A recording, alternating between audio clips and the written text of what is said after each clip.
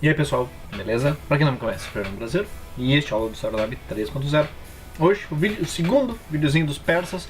Hoje vamos falar um pouquinho sobre a administração, sobre a parte dos seus exércitos, sobre a parte da religião, enfim, um pouquinho dos tópicos necessários para a gente entender como funciona a estrutura administrativa do Império Persa. Quem puder deixar o likezinho no vídeo eu já agradeço. Muito importante, dar aquela força. Quem puder compartilhar o vídeo para chegar em mais gente. Vamos ajudar o canal a passar da meta dos 600 inscritos. Muito obrigado, já falei demais. E bora pra vinheta.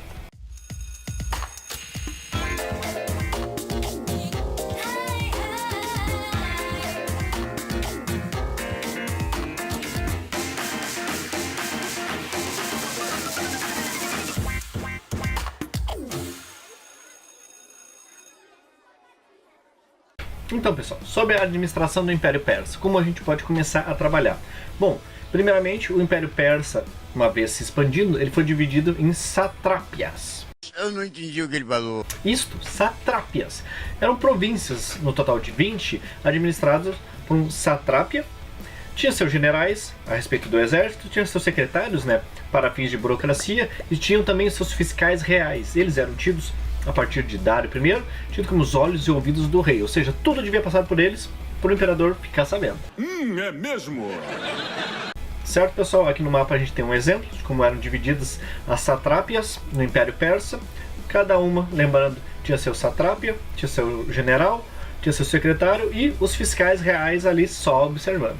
Outra coisa na administração persa que é muito interessante, que é assim, eles não subjugavam os povos a ponto de exterminar a cultura deles. Não! Tudo que fosse aproveitável, vamos dizer assim, era recolhido, eles tentavam fazer um upgrade, e o que não fosse, sua cultura, seus métodos, sua religião, enfim, eles estavam livres para continuar a cultuar.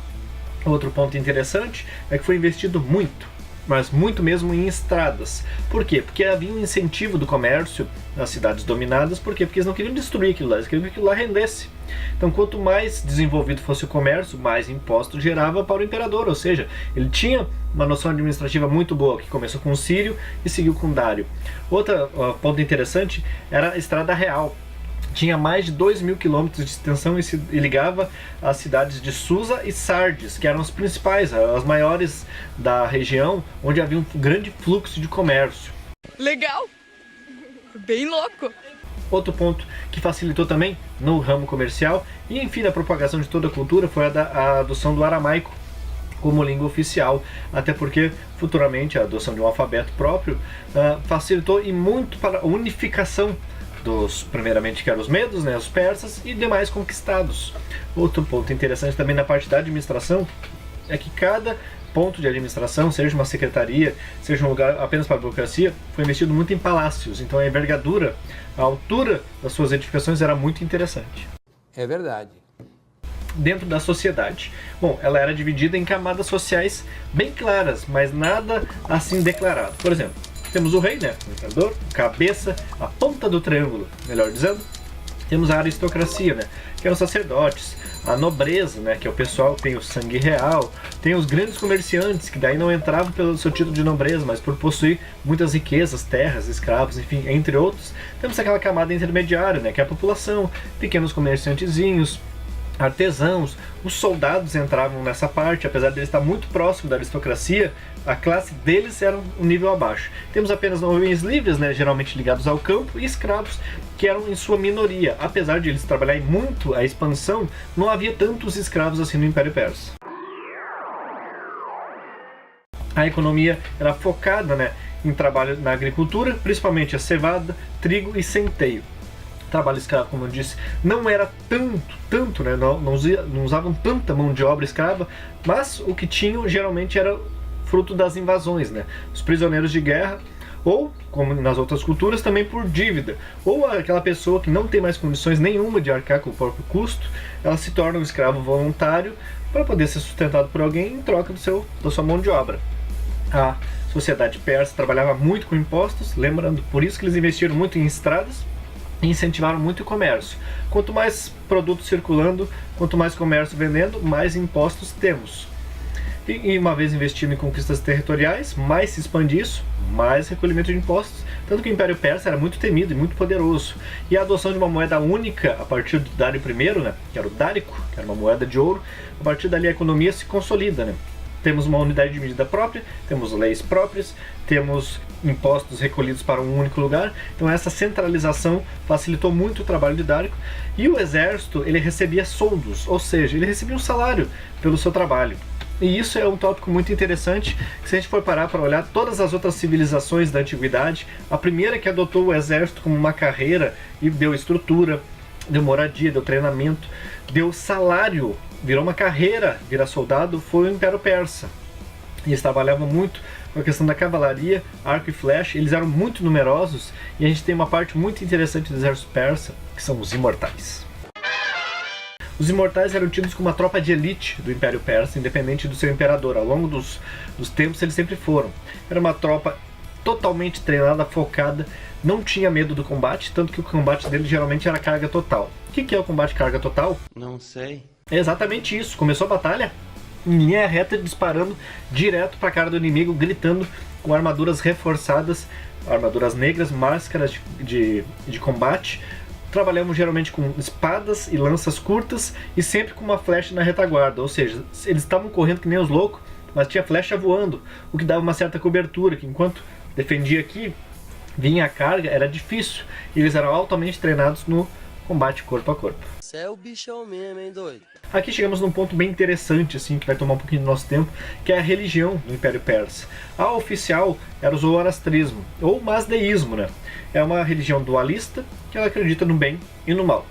Lembrando, eles não impunham a sua religião, seu culto, nos dominados. Eles eram livres, se já tinham um culto, a seguir. Mas esse era o oficial do Império Persa. Ele era baseado nos ensinamentos do profeta Zaratustra, ou Zoroastro, dependendo da versão, né? O Zoroastro é da versão grega. O zoroastrismo possui uma importância, pois ela foi a primeira, assim, a dar os primeiros passos no culto ao monoteísmo. Lembrem que na Grécia Antiga a gente tem um cartel, temos um cardápio de deuses para tudo, né? Tem Deus da caça, Deus do casamento, Deus do amor, Deus da beleza, Deus do sol, Deus da lua, Deus do inferno, Deus do céu. Então assim, no zoroastrismo a gente tem o primeiro passo, né? Engatinhando para o monoteísmo, o que é as bases das religiões futuras, além de trabalhar com outros conceitos muito, muito interessantes que são adotados também por outras culturas, como o juízo final, vai ter um apocalipse, ressurreição e a salvação da condenação de algum jeito. Alguma coisa eu tenho que fazer para poder me salvar.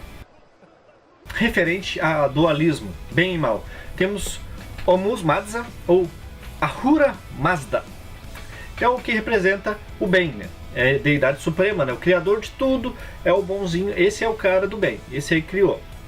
No lado do mal, vamos dizer assim, temos Ahriman, ou Ahriman, que é o principal, é o ser destrutivo, é aquele que rege a ganância, a fúria, as trevas, o mal, o submundo, se a pessoa vai ser condenada ou não, o negócio é com ele. Se vai pro céu, é Ormuzd Mazda, se vai pro mal, Ahriman. Que bom. Um ponto interessante no zoroastrismo é que o Zoroastro, né, o próprio cara ali da religião, ele não é para ser cultuado, ele não é um deus propriamente dito, ele foi escolhido um profeta de Deus para nos trazer um ensinamento, que vem a partir do livro sagrado, o Zend Avesta. Legal. Agora uma noção, como é que a gente faz para ser salvo ou ir para o inferno a partir do zoroastrismo, né?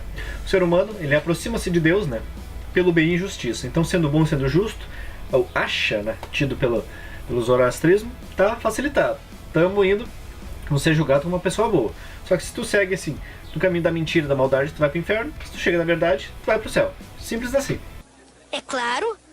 E para finalizar, só vou trazendo aqui um pouquinho da contribuição persa na arte ou na nossa cultura ocidental, que é, por exemplo, os famosos tapetes persas. Os tapetes persas são tidos ainda, apesar de não existir a Pérsia, né? É tido como os melhores tapetes do mundo, os mais clássicos, os mais cult, os melhores. O cara tem um tapete persa em casa, nossa, o cara é mito. A arquitetura persa também é muito interessante. Uma das imagens que vocês estão vendo aqui, que tem o laguinho na frente, é um templo zoroastro. Na arquitetura, por exemplo, eles absorveram muitas influências da Babilônia, da Síria, egípcia, grega e dos mesopotâmios. Certo, pessoal? Esse aqui foi mais um videozinho tiro curto. O segundo falando sobre a Pérsia na Idade Antiga, certo? É claro. Certo, pessoal? Esse aqui foi mais um videozinho falando dos persas da Idade Antiga. Espero que vocês tenham gostado, espero que ele tenha ajudado vocês em alguma coisa. Muito obrigado a todo mundo que assistiu até aqui, pessoal. Não esqueça de deixar o likezinho no vídeo, muito importante. Se não é inscrito, se inscreva. Se já for inscrito, compartilha. Vamos chamar mais gente para acompanhar o canal, muito importante. Dá aquela força e até a próxima.